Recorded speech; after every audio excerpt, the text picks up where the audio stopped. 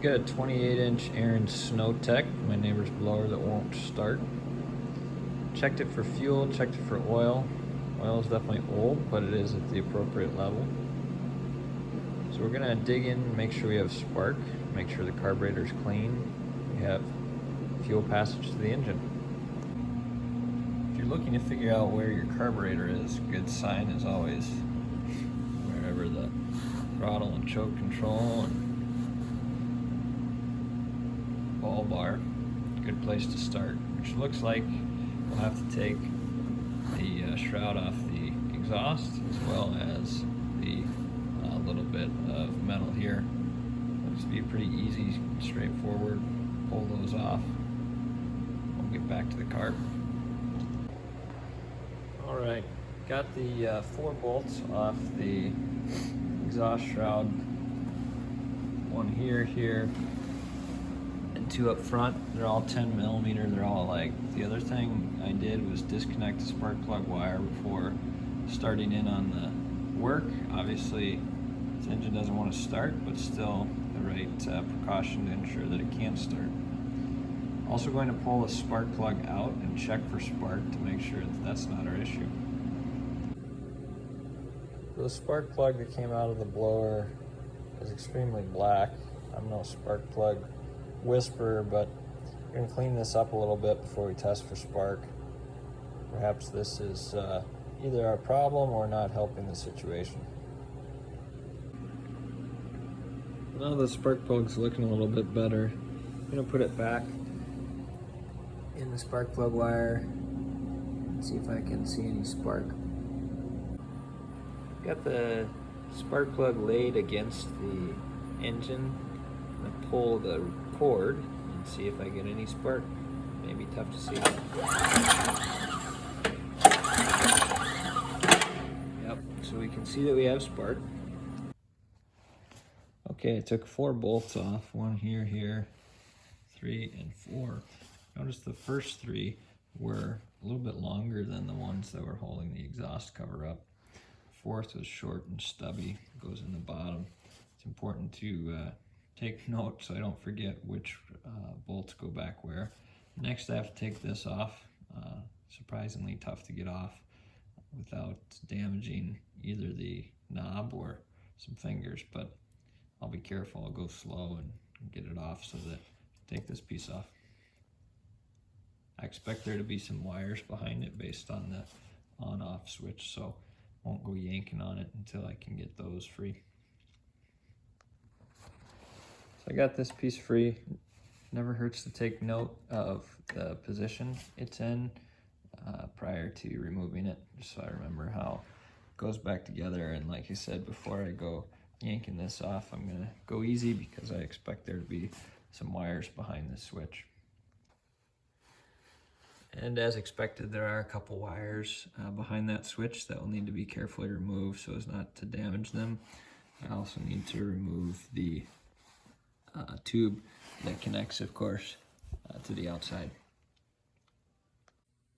One thing I want to be very mindful of is marking which wire goes where, given that there are a few posts and 2 wires. So I'm just going to take a Sharpie and mark the top one so that when I go back I can easily acknowledge which one should go on the top. So I had to peel back the white boots. You can see that I labeled the top one blue. These are the little clips that are particularly difficult to get off. I don't know how they're oriented. You can see the top one was turned backwards. Just have to get in there with a screwdriver to press that little tab, and then I was able to pull each off. Takes at least 2 hands. Alright, so I now have free access to the carb. Fuel line is still connected. I do have the fuel off over on the fuel switch, so I'm going to grab a pair of pliers and take that off, obviously being careful to drain it into a pan. And then I'll take these 2 studs off, which should give me access to the carburetor itself. Alright, maybe the toughest thing to do so far was get the very stuck fuel line off the carburetor side. but got it done, got it draining into can there. Pulled these two studs off, which gives freedom to remove that piece. And then it looks like we need to get the spark plug wire out of this little hole so that we've got freedom to remove this piece as well. Here again, I'm going to be careful because I anticipate there's some springs and little pieces connecting componentry behind here, and I don't want to just go yanking on it without carefully removing the components so as not to stretch or break anything. Now that I can see a little deeper into the carb, there's both a connecting rod here as well as a small little spring.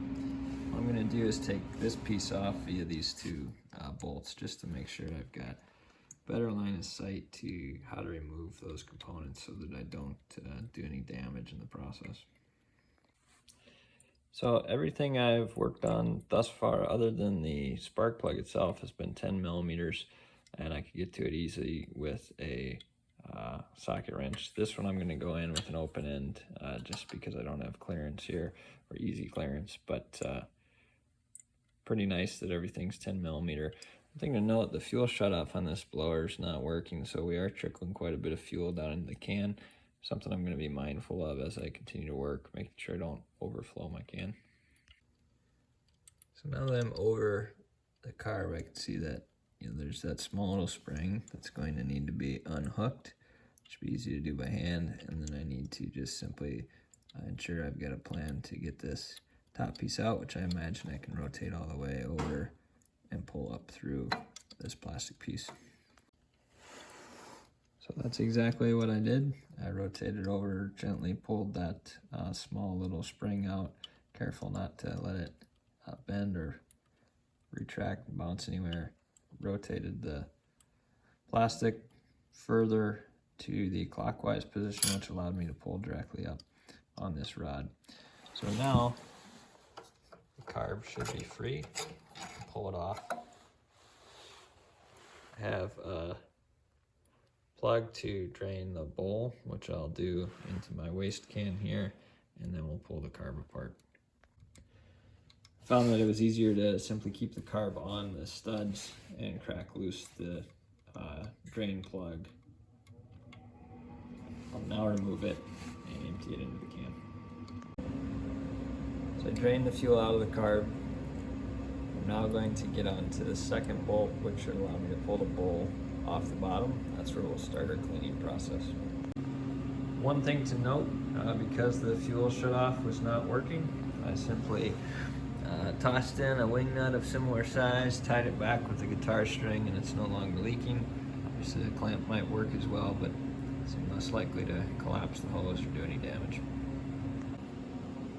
Alright, so I took the bolt off the bottom, which gave me access to the inside of the bowl. You can see there's gunk over on the left hand side, lots of other gunk. So I'm going to put it in the parts washer here, go after the whole arrangement with some carb cleanup, make sure we can get the needle opened up in the event that it's plugged up as well, and we'll go from there.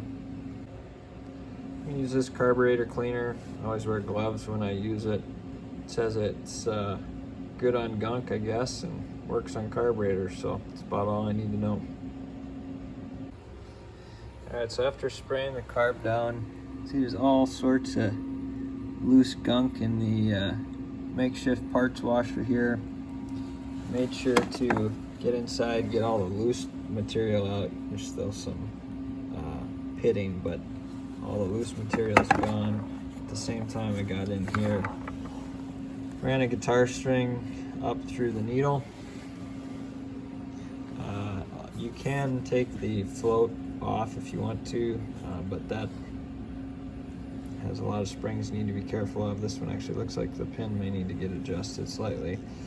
And then worked all throughout the top of the carb, making sure that we had free passage and juices flowing between the bottom and up through the top. So we'll reassemble and put it back on the machine. One thing I wanted to be mindful of when I put the bowl back on was how I oriented the drain. knowing that the carb's going to sit out this direction, I wanted to have easier access to the drain. So oriented it towards the outside. All right, so I got the carb back on. I left most of the equipment unattached. In fact, I just recently put that little cover back on. I did hook up the switches, of course, and the bulb in order to run the thing. It fired up shortly after plugging it in, and it runs now. So now it's time to simply piece it all back together and return to my neighbor.